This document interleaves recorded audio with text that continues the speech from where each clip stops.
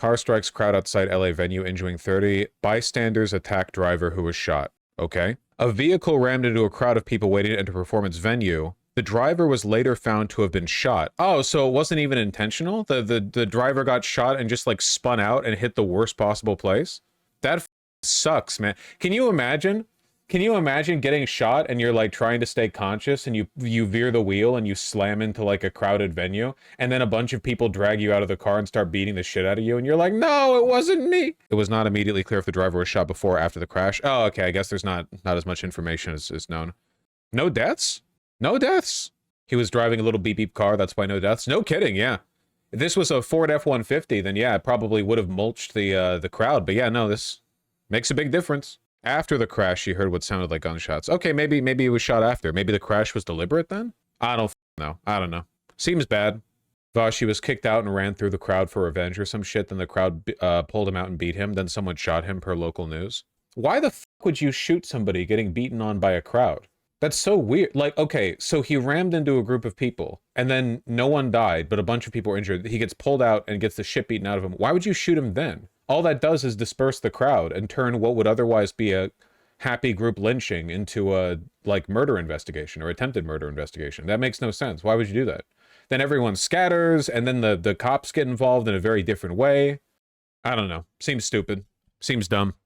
Happy and lynching should not be used in the same sentence. Listen! If a guy drives his car into a bunch of, like, gals standing outside the club or whatever, and they all beat the shit out of him and he dies, like, you know, I'm not going to shed a tear. That's crazy.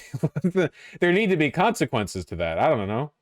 That's crazy. Lynching's probably the wrong word, Lamont. Well, that's what it would be. Lynching doesn't just mean a hanging. That's just the thing we think of, you know? We need to be more willing to beat the shit out of people. I was having this conversation with my partner the other day that one of the reasons why everything seems to be getting more bad and antisocial out there is because everyone's afraid to confront everyone else. And because everyone knows that everyone else is afraid to confront them, people are more comfortable being antisocial, you know?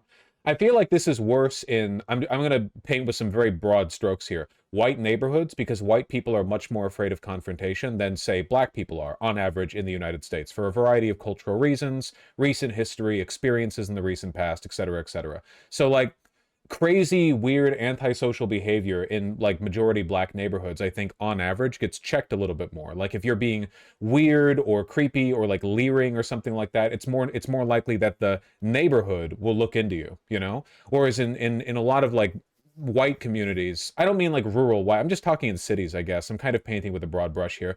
But oftentimes people don't really want to confront because we don't know if is that homeless guy crazy? Does he have a knife? Is that person going to flip out on me? Is this road rage incident going to blow up into like a crazy confrontation? Like, what's going on here, you know? So as a consequence, there aren't like consequences to being antisocial.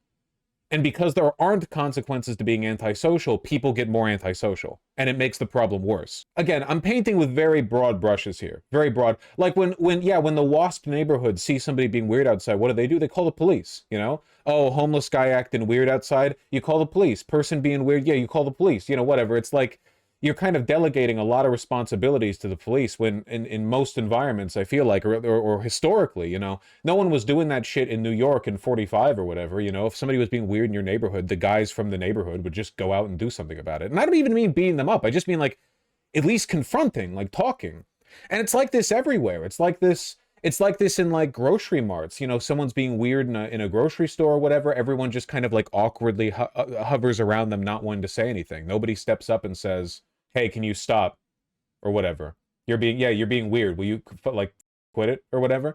And you get this and it snowballs, and years of this means that like there are people who are weird all the time, and a lot of these people are mentally compromised. A lot of these people are homeless. But even for homeless people, like the belligerency can be exacerbated when everyone's so afraid that you're going to flip out and draw a knife on them that they won't even talk to you. So you just get more weird and detached from reality over time. You know, you've got these drug-fueled hazes and the mental illness, and no one really like talks to you about it. Nobody tells you when you're being inappropriate. So your grasp and reality kind of like gets pulled further and further away, and eventually like you're a menace to your neighborhood. Maybe you're not even trying to do anything, but you're like being a menace to your neighborhood, and nobody will say anything about it because now everyone's terrified of you because they're thinking, oh, if that guy's comfortable being a menace, then he must be ready to like draw on me if I ever talk, you know, if I ever say anything negative to him. Every interaction now has the potential, like mentally, to blow up into a violent confrontation because we assume that anyone audacious enough to act that way in the first place would be willing to fight to defend. I'm blaming this on crime reporting in the news? Maybe, but crime reporting used to be like worse probably during the 80s when the murder rate was a lot higher. You all get what I'm talking about, though, right? It's not really a race thing. I guess I'm just talking about like general tendencies that I've noticed because I've lived in waspy neighborhoods and I've lived in majority black neighborhoods, and there definitely seems to be a difference in like, I don't know, the feeling of responsibility that people have to confront others when they're acting out in a public setting, you know? Exactly what happened with Jordan Neely? Well, Jordan Neely kind of like was a menace. I just don't think he deserved to be murdered for that reason. But yeah, like that's kind of part of how it, because like, Jordan Neely been arrested a bunch of times. It kind of seems like and we've all experienced this if we've lived in a big city, right? There are some homeless people that are just totally detached from reality, right? Just completely detached, and it worsens the problem. It makes it worse because in the long run it increases the likelihood that the antisociality develops to a point where it can become a violent confrontation.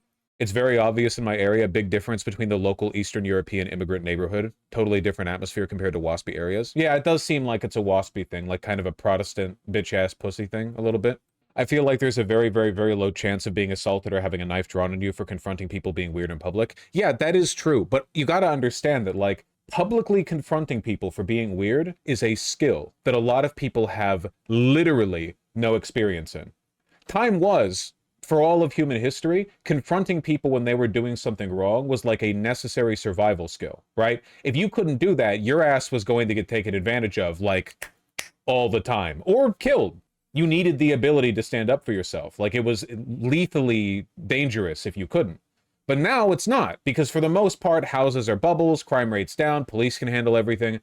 So, you know, the environment is more safe than ever. So as a consequence, people don't really confront, and the skill set has been made more rare, and people don't have it at all. So it's not even like people are thinking, oh, that guy's going to draw on me if I talk, you know, if I tell him to fuck off. It's more like they have no idea how to even do it. Like they're aware of the fact their voice would quiver if they even tried, and it would kind of like take away from the moment, you know? I'm not even talking down to these people. I probably to an extent belong in this category because it's not like I'm going outside seeing a homeless person being, you know, weird or antisocial and going like, hey there, you cut that out. Like the last time I confronted somebody for being a antisocial freak must have been when I was in college, and that was on the bus, and it is some like bothering some girl, you know?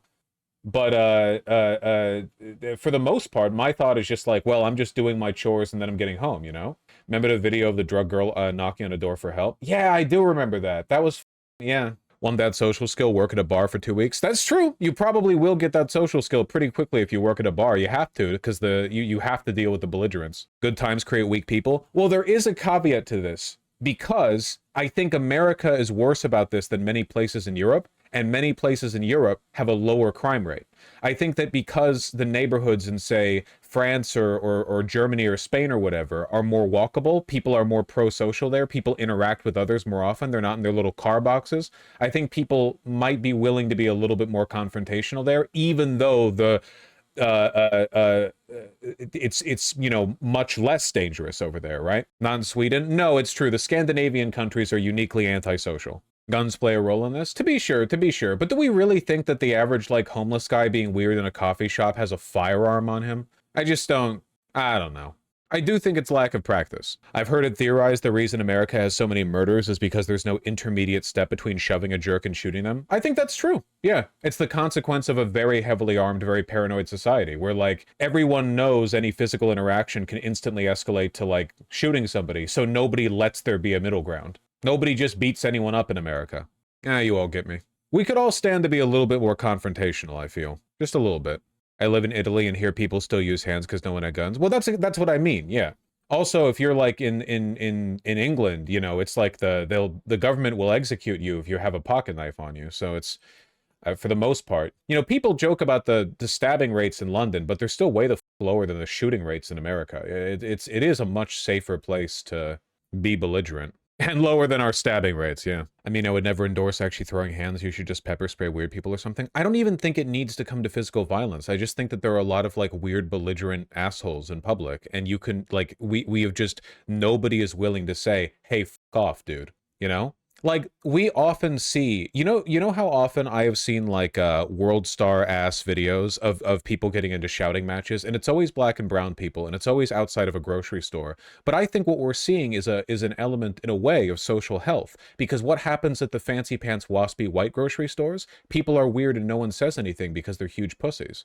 Like unironically, people being belligerent in public is just a fact of human nature. It's always going to happen no matter what, you know? The difference being that if you try that shit in some communities, often like black or brown poorer communities, they're more willing to be confrontational because they're more pro-social. That is a pro-social thing, the willingness to engage with that, you know? Whereas like everyone's so in the local Whole Foods or whatever, it doesn't come about. There's obviously a lot of nuance to it, but Japan has no confrontations. Well, that's not quite true. There's a very high expectation of socially compliant behavior in Japan, and if you break from those expectations, like the entire hive mind society descends upon you to shame you. It's more like no one reaches the point of getting to public belligerency, because if they ever develop that personality type, they'll be like ground down into dust by the entire, by the entire social superstructure.